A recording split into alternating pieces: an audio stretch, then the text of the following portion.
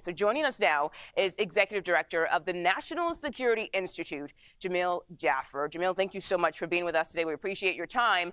With a trade war ramping up, what kind of environment is Rubio walking into with these meetings? Well, look, obviously it's a challenging environment for Secretary of State Marco Rubio. He's there with the G7 foreign ministers. They're all concerned about this new pivot in what they perceive as a pivot in U.S. policy, both getting aggressive on tariffs, but also the move to be more friendly towards Russia, push Ukraine to negotiate. We now see this 30-day ceasefire in place. So there are a lot of questions amongst our European allies, as well as our friends in Canada, who've heard the president repeatedly talk about Canada becoming the 51st state, which Marco Rubio says is not on the table, but obviously an issue of some consternation for our neighbors in the north.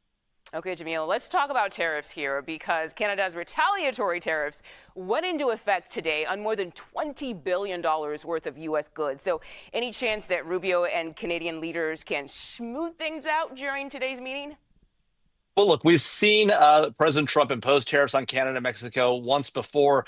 He backed off of them fairly quickly in exchange for some concessions or perceived concessions on the borders. His point is about fentanyl. At least that's what he says the point is. It's about the border, the drugs coming through the borders. So there might be some room, some deal space here. Obviously, neither the U.S. nor Canada wants massive tariffs going back and forth because we rely on each other for a lot of goods, a lot of services. I mean, gas prices in the United States go up by as much as 40 cents in the next few weeks if these, particularly in the northeastern states, if these tariffs remain in place. So this could be a real problem for both sides, and politically for President Trump, with the economy facing some challenges, the stock market being down over the last few days, it raises concerns. And so maybe Secretary of State Rubio has some deal room. We'll have to see how much he has.